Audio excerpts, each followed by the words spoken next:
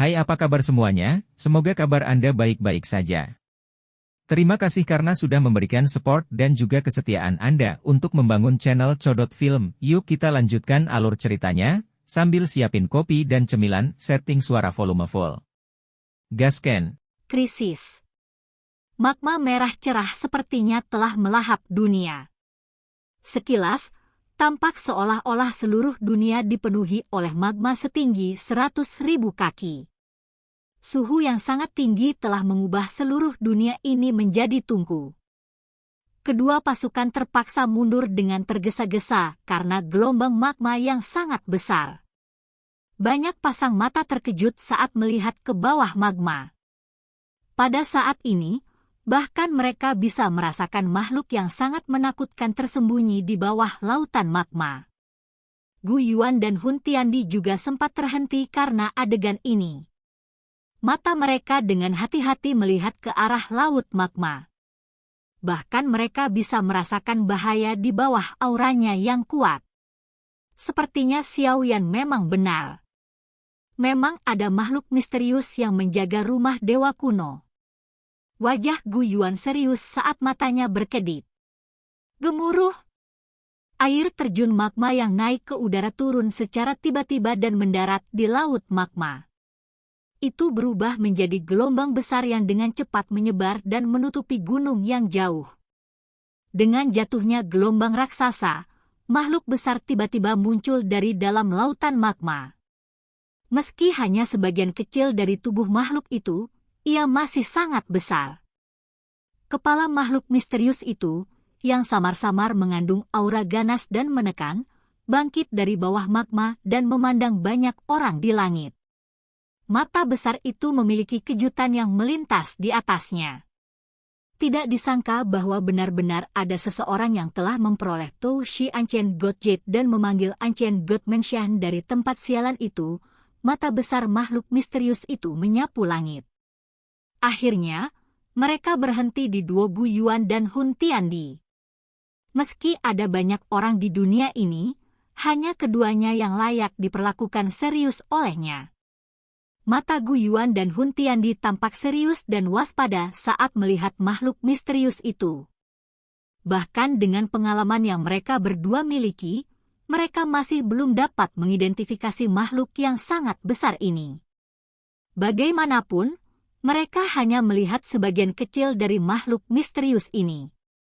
Aku adalah kepala klan dari klan Gu Yuan. Bolehkah aku tahu siapa? Gu Yuan menangkupkan kedua tangannya ke arah makhluk misterius ini dan berbicara dengan suara yang dalam. Hun Tiandi yang ada di samping juga takut Gu Yuan akan bekerja sama dengan makhluk misterius itu. Segera, dia menangkupkan kedua tangannya dan mengungkapkan identitasnya. Nadanya sangat sopan. Kan Gu? Kan Hun? Sepertinya dua faksi yang tidak dianggap besar saat itu.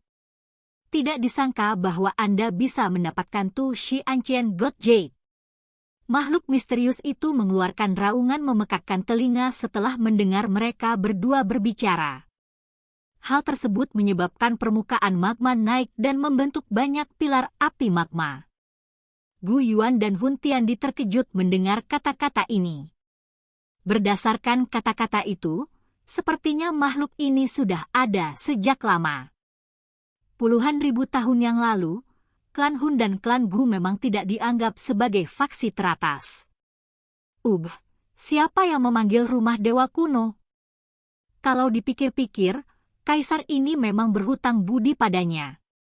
Makhluk misterius itu sekali lagi bertanya tanpa khawatir tentang keterkejutan keduanya.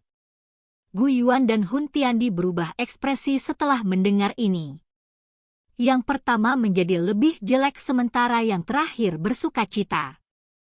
Haha, teman ini, giok kuno ada di tanganku. Secara alami, hanya aku yang bisa memanggil rumah dewa kuno. Hun Tiandi melangkah maju dan tertawa. Makhluk misterius itu melirik Hun Tiandi. Tiba-tiba, cahaya kuat melonjak. Segera, tubuhnya yang sangat besar tiba-tiba menyusut. Dalam sekejap, itu telah berubah menjadi pria paruh baya berambut ungu keemasan. Dia mengangkat kepalanya. Matanya yang penuh dengan tekanan yang melimpah saat mereka menatap Hun Tiandi. Dia tertawa kecil dan berkata, "Saya telah menerima bantuan Anda dan harus membantu Anda. Namun, saat ini saya memiliki hal lain yang harus dilakukan. Oleh karena itu, kami akan menyelesaikan ini di masa mendatang."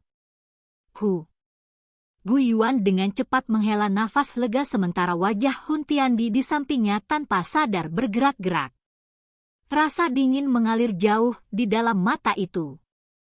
Jika bukan karena dia takut dengan kekuatan mengerikan dari orang misterius itu, kemungkinan besar dia sudah memberikan perintah untuk membunuhnya.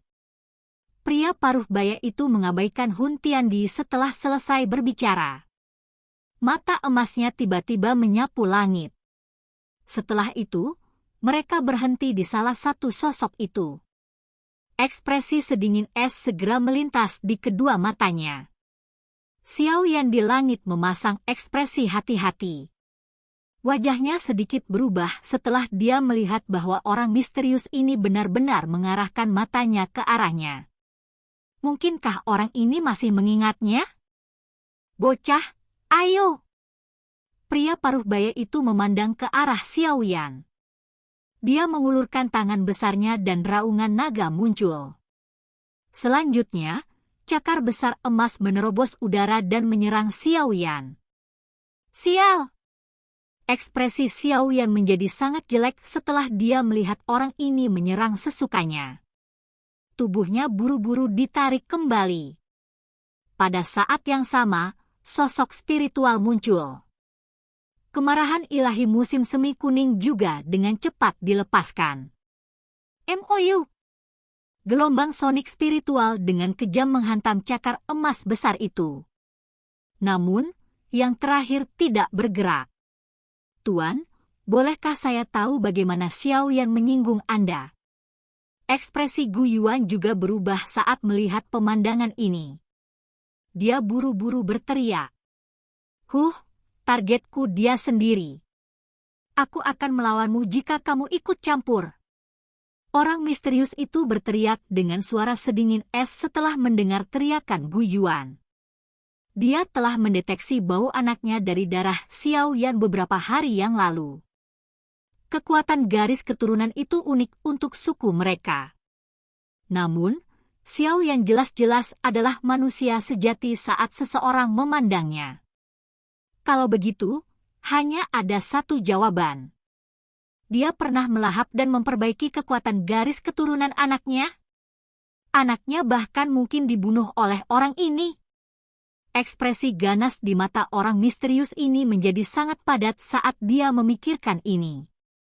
"Haha, Gu Yuan, tampaknya bahkan surga tidak membantu Anda." Hun Tiandi juga kaget karena adegan ini. Namun, dia dengan cepat pulih dan tanpa sadar tertawa terbahak-bahak. Wajah Gu Yuan sangat hijau. Meskipun dia tidak menyadari mengapa orang misterius ini akan menargetkan Xiao Yan, yang terakhir pada akhirnya adalah anggota pasukan aliansi. Selain itu, Xiao Yan juga menantu Gu Yuan. Tentu tidak mungkin bagi Gu Yuan untuk melihatnya dibunuh oleh orang misterius ini. Dia segera berteriak dengan marah, "Hentikan dia!" Lei Ying dan yang lainnya dari pasukan aliansi mengatupkan gigi setelah mendengar suara Gu Yuan. Mereka hanya bisa mengumpulkan keberanian dan serangan mereka. Xiao Yan bukanlah karakter biasa. Dia bukanlah seseorang yang bisa mereka tinggalkan begitu saja. Oleh karena itu, mereka tidak dapat memilih untuk berdiri diam di samping dan tidak melakukan apapun. Suara angin bergegas muncul dari sekitar orang misterius itu saat yang terakhir menyerang Xiao Yan. Orang misterius itu mendengus dingin. Dia tiba-tiba mengangkat kepalanya. Raungan, yang bahkan menyebabkan dunia bergetar, terbelah dengan liar. Bang-bang! Lei Ying, yang baru saja menyerbu ke depan, tidak memiliki waktu untuk menyerang ketika dia diserang oleh gelombang sonik yang menakutkan. Segera, dia ditembak ke belakang. Darah terus mengalir di tubuhnya sementara wajahnya ditutupi dengan syok. "Bocah, serahkan hidupmu!" Sosok misterius itu melintas dan muncul di depan Xiao Yan yang mundur. Tangannya meraih kepala Xiao Yan. Bang! Sebuah cahaya 9 warna besar tiba-tiba melintas di langit ketika orang misterius itu menyerang. Itu mengelilingi tubuh Xiao Yan dan dengan cepat mundur. 9 warna surga menelan Pithon? Tidak disangka bahwa masih ada ular penelan langit yang masih ada di dunia ini. Orang misterius itu terkejut karena pemandangan ini.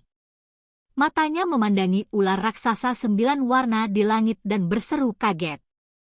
Kaisar emas membakar eksekusi surga. Api emas menyebar ke seluruh langit di tengah suara gemuruh. Akhirnya, itu berubah menjadi berkas cahaya keemasan yang berukuran puluhan ribu kaki. Akhirnya, itu menabrak dengan kejam ke arah orang misterius itu. Bang! Orang misterius itu melontarkan pukulan ke depan saat menghadapi serangan ini. Angin telapak tangan biasa itu segera menghancurkan sinar cahaya saat pukulan itu dilemparkan. Serangan yang tidak signifikan. Pukulan itu menghancurkan sinar cahaya. Orang misterius itu tersenyum tipis. Segera, mata emasnya melihat ke arah Xiao Yan di kejauhan. Dia membuka langkahnya dan muncul di depan yang terakhir dalam mode seperti hantu. "Kamu tidak akan bisa kabur." Ekspresi ganas di mata orang misterius itu tiba-tiba melonjak saat dia melihat Xiao Yan yang jaraknya cukup dekat. Cahaya ungu keemasan muncul. Setelah itu, ia menyerang Xiao Yan dan Sun Er di sampingnya. "Pergilah!" Cahaya itu datang menyinari. Setelah itu, ruang sekitarnya langsung disegel. Ekspresi Xiao Yan berubah drastis. Tiba-tiba, ekspresi gila tiba-tiba muncul di matanya. Telapak tangannya menabrak Sun Er di sampingnya dan kekuatan besar menghancurkan area di sekitar segel cahaya. Tubuhnya mulai membengkak dengan cepat. Dia sebenarnya berencana untuk menghancurkan tubuh fisiknya sendiri. Meskipun penghancuran diri dari tubuh fisik seseorang tidak akan menyebabkan kematian seseorang setelah seseorang mencapai level Xiao Yan, itu masih akan mengakibatkan kerusakan yang sangat besar. Itu bahkan mungkin mempengaruhi yayasan Xiao Yan. Namun, dia tidak punya pilihan saat ini. "Jangan!" Ekspresi Sun Er dengan cepat memucat setelah melihat pemandangan ini. Suaranya yang awalnya dingin dan dingin tiba-tiba menjadi tajam. "Anak nakal sialan, kamu benar-benar kejam." Orang misterius itu juga dikejutkan oleh kekejaman Xiao Yan. Namun, serangannya tidak melemah. Tubuh Xiao Yan membengkak dengan cepat. Tepat ketika tubuhnya akan runtuh, segel cahaya di tangannya tiba-tiba mengeluarkan kilau yang cemerlang. Segel naga yang ditinggalkan Zian padanya memungkinkan mereka berdua mendeteksi apakah yang lain berada dalam situasi berbahaya. "Xiao Yan, jangan merusak diri sendiri." Suara wanita yang cemas tiba-tiba dipancarkan dari dalam segel cahaya yang berkedip-kedip. Setelah itu, cahaya keemasan yang terang tiba-tiba melonjak dari segel naga. Ini dengan cepat membungkus tubuh Xiao Yan dan menekan gejalanya akan menghancurkan diri sendiri. "Ci!" Ruang di depan Xiao Yan dengan cepat terbelah dan membentuk garis retakan besar setelah penghancuran diri Xiao Yan ditekan. Cahaya keemasan cerah meletus. Akhirnya, itu berubah menjadi naga emas besar. Naga itu meringkuk dan dengan cepat melilit Xiao Yan. "Zian, beri jalan!" Ekspresi Xiao Yan berubah drastis setelah dia melihat naga besar itu yang tiba-tiba pecah dari luar angkasa. Mengingat kekuatan Zian, tubuhnya akan langsung hancur menjadi genangan darah jika serangan itu dengan kuat mengenai tubuhnya. "Bersenandung!"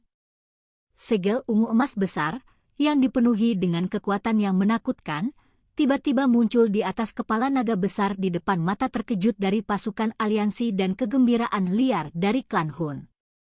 Namun, segel besar itu tiba-tiba terhenti ketika semua orang mengira darah akan berceceran. Segel cahaya dengan cepat runtuh. Cahaya melesat ke segala arah dan menyinari wajah orang misterius itu. Tubuhnya mulai gemetar seolah-olah dia menderita stroke. Anak, silahkan pergi ke. Oke guys, jangan lupa like, comment, share, and subscribe di channel Codot Film. See you next video, peace out and bye-bye.